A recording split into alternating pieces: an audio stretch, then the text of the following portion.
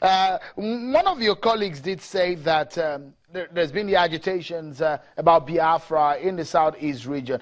Did you promise, or some of your colleagues promise some of your people back home that this is going to answer some of the questions about the Biafra agitations? Or do you see this move by some of your colleagues as an answer to the Biafra agitations?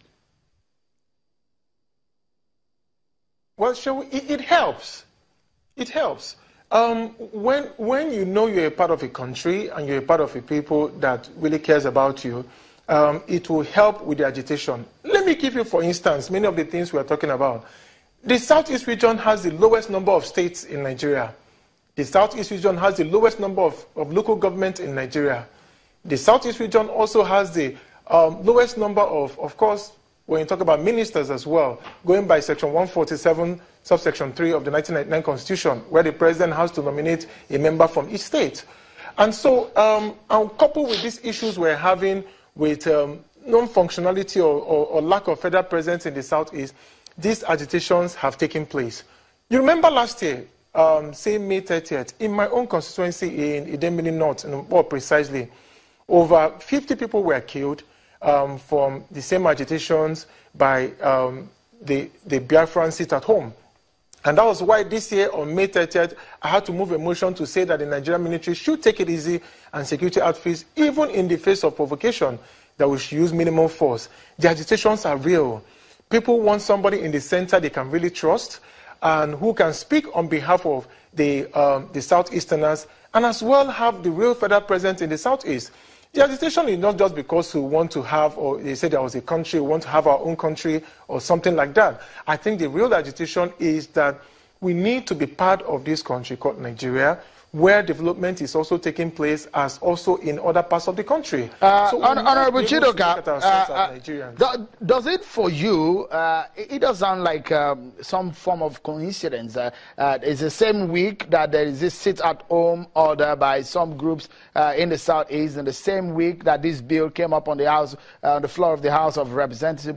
But does it come to you as some of a concern when you say development in the Southeast, federal presence, the issue of leadership in the Southeast? Does it give you any form of concern if there are agitations on the streets of the Southeast? What about the roles of governors in those 5 states of the Southeast? Well, I get your point. We have governors in the Southeast who, of course, are doing their utmost best to make sure we have some sort of governance in the Southeast. But we know that the way Nigeria works today with our strong, concentration of power in the center, that, of course, every month, all the governors will run to Abuja to, of course, get their federal allocations. And based on that, the federal government keeps, of course, the lion's share of money from the consolidated revenue and then shares it to some of the states as they may deem fit, even from the ecological fund. And so I think that that agitation is that in most of the states in the Southeast, most of the roads belong to the federal government. Some of the heavy projects belong to the federal government. And so if you talk about the state government, there is a little to which they can really do. Yes, we want to hold them accountable for the little they have. We want to know what have they really done as our governors. But of course, the onions lies on the federal government who have the wherewithal to carry out some of these major projects. And so everybody looking at them to undertake the major projects. Let's talk about the Enugu-Onitsha Road. Let's talk about Onitsha, which of course some sections sorry again, because of the time. Because of our time, let me quickly bring this. You mentioned when the Northeast Development Commission bill was coming in, the devastation in that area. Do you see the devastation in the Northeast as the same with the situation in the Southeast region? Well, let me tell you, Shehu, in February of this year, I had the rare privilege of visiting Borno State and going as far as from Kunduga all the way to Bama. And I saw for myself, and at the moment we went there in February, not many members, not many National Assembly members, and not a lot of people could go there. But I saw for myself the devastation that have taken place by mindless set of people by the Boko Haram insurgents, who, of course, had destroyed 97% of Bama, that is in Maiduguri. Having said that, let's come back to the southeast, where there was the theater of course, the agitations of the war of the 1967 to 1970. There is real, that our agitations are real. When you look at it also, there are so many other projects that have not been undertaken since after the Civil War.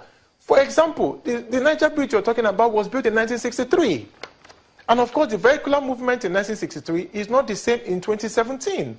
So even if we don't have a Boko Haram that's attacking cities or towns on a daily basis, of course, we have federal government infrastructure that hasn't been taken care of since even before the war. Okay, Ivana, just before I allow you go, Honorable Chidoka, a lot of people would debate that there seems to be a very big gap, a big leadership deficit in that region, and that's why we see some of the things that we see. But before, on the last note now, just in a minute, what would you suggest as a sort of a permanent solution to some of the agitations that we see? You're a lawmaker, a leader in that region. What do you think will solve a permanent solution to the agitations on some of the streets of the southeast region?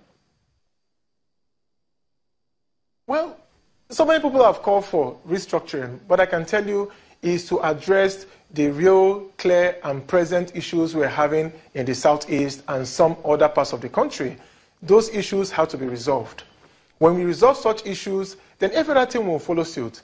For example, we took it for granted that our Southeast Development Bill was going to pass through the National Assembly, and it's not. Now, to the average Igbo man or to the average person on the street, we look at it as also another part of that marginalization we're talking about. When we want to look at it, Nigeria has to be treated as one. The same way that we had the third mainland bridge built by the federal government, the same way that we should also have the second mainland bridge built by the federal government. Okay. Now, when you're talking about these agitations, we have to take our issues one after the other to make sure that those issues are now resolved. All right. Honorable Chidoka, I'm afraid that's how far we can go. We must leave it at that. We have some other issues that we need to attend to. But many thanks for coming on the program. Chairman of the House of Representatives Committee on the Environment, Honorable Obinna Chidoka, member of the PDP from Anambra State. Many thanks for talking to us on the program. We take a moment on the program. But when we return, we will take you to Kogi State, where there is a call for the recall of Senator Dino Melaye.